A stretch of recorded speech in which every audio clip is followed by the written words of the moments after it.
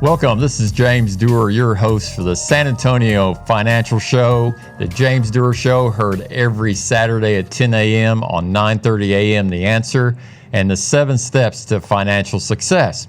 Today, we're privileged to have a local attorney here, Michael W. Jackson. Michael, welcome. Thank you. Glad to be here. And what we try to do, Michael, we try to have experts in the community, especially I always tell people, I'm not a lawyer, I'm not a CPA, and we always want to have people, we always want to educate the public. And one thing that the public's not really educated is on the role of mediators.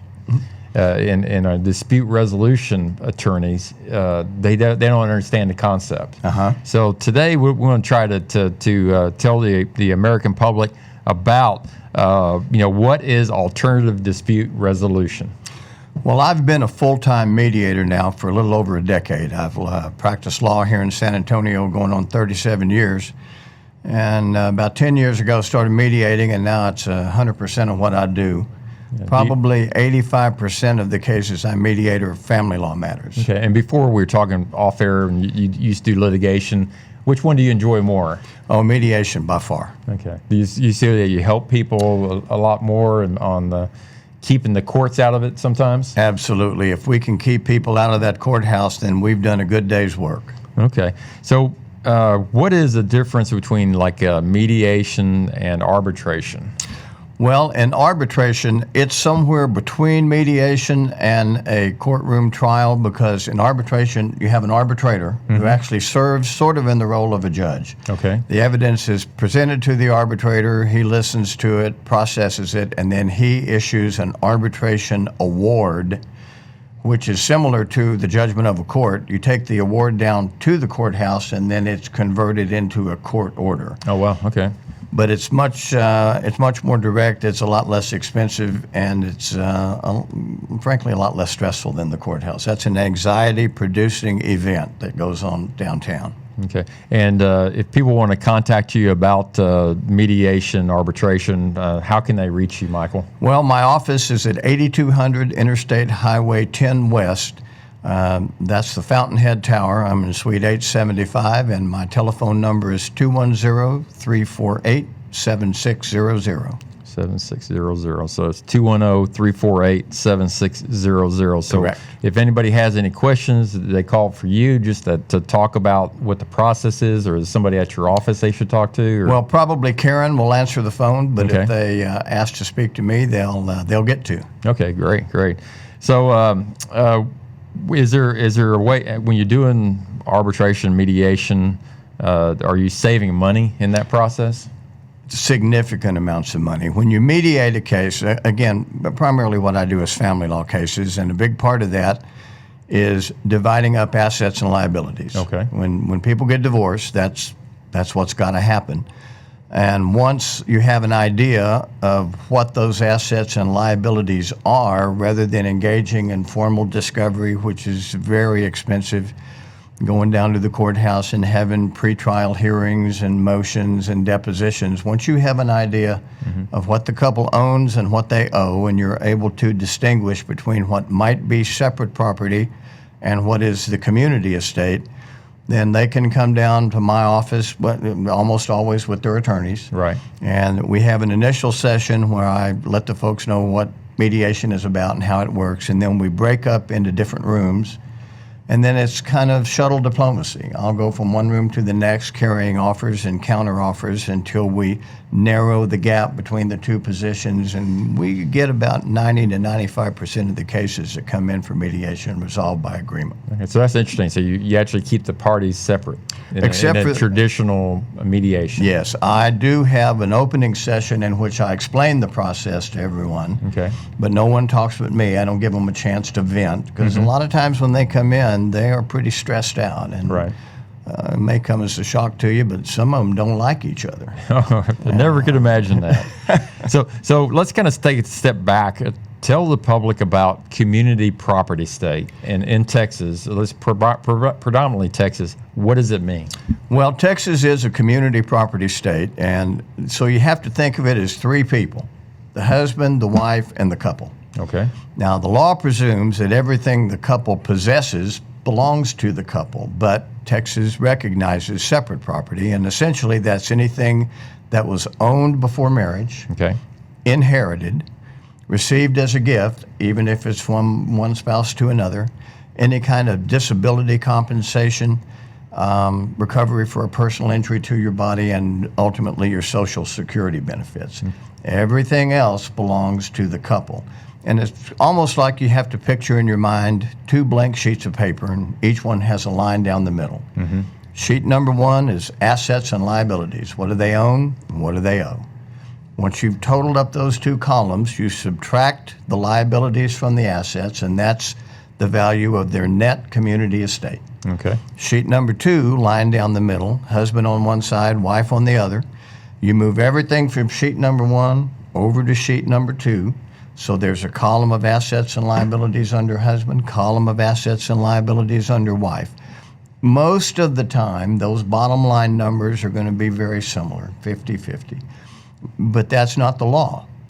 The law in Texas is that the judge, if you go to court, must make a just and right division of that community estate. And that's a floating number. It doesn't mean what either of the parties thinks is just and right. If you go to court, it's what does that judge think? Okay, so you're at the mercy of the judge and his wisdom, which hopefully will be good. But if you go to a mediator, you can take out that external component and not have the judge make your decision, but have both of the parties make a decision jointly through a mediator. The most compelling reason in my mind for people to contemplate mediation, especially in a family law matter, is that they are the decision makers. The people whose lives are going to be affected by the decisions make those decisions. And the vast majority of times, they're much happier with the outcome when they are the ones who came up with that outcome. Okay, so if they want to contact Michael W. Jackson, do they ask their attorney to maybe recommend you, or how does that process work? Or do they even, if they have a conflict, would 2 parties go directly to you even before attorney? It's rare for people to come to mediation without advice of counsel. It happens occasionally, but by and large, people are always represented by their attorneys at the mediation. And you would want that? I do. Would think, yes. I prefer that because then they've got counsel to advise them.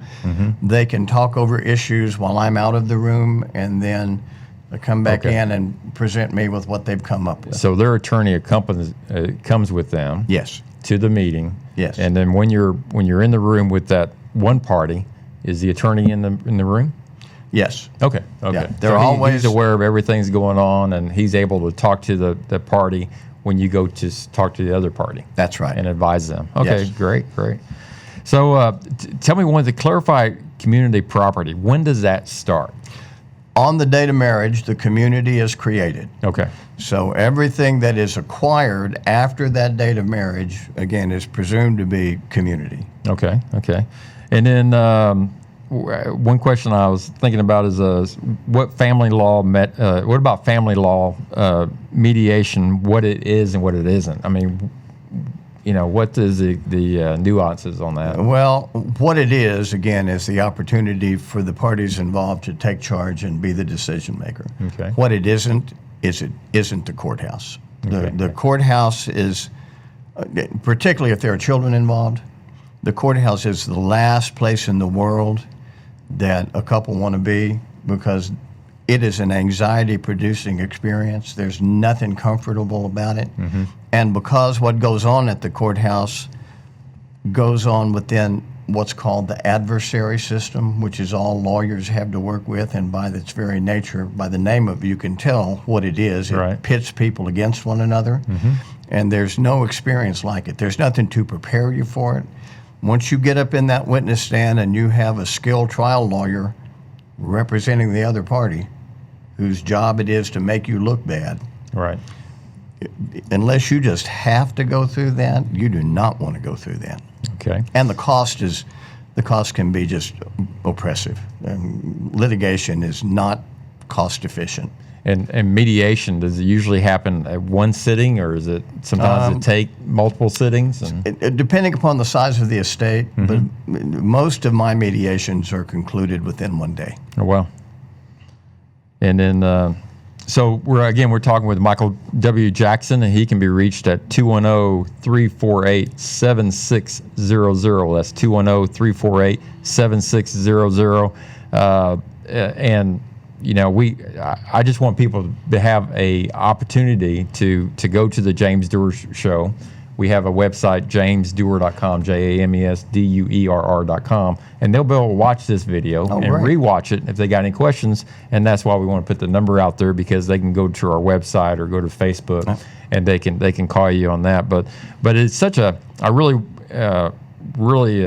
pleased that you were able to come on the show today. Well, I appreciate the invite. Because a lot of people don't know, and they go directly, and it's good for them to be able to ask their attorney, hey, is mediation an option? And hopefully they would say yes. I think they'll almost always say yes. Yeah. Lawyers know that the chances of a case getting resolved at mediation are excellent. Mm-hmm. And the family law attorneys, especially here in San Antonio, they're a great group of people. Good. And I know most all of them. They are just as fine a group of people as you'll find anywhere. They care deeply about their clients. They want to do a good job for them. They want to keep them out of situations that's going to cause them pain and do long-term damage to especially, again, where kids are concerned. Right, you don't want to do long-term damage to that relationship, because they're not going to be husband and wife anymore, but they're going to be mom and dad for a long time. Forever, yeah. So Michael Jackson, I appreciate you being here today. I appreciate the invite. And hopefully we can do it again. I'd be glad to do it. Thanks again. Thank you, my friend. Thank you, sir. You bet.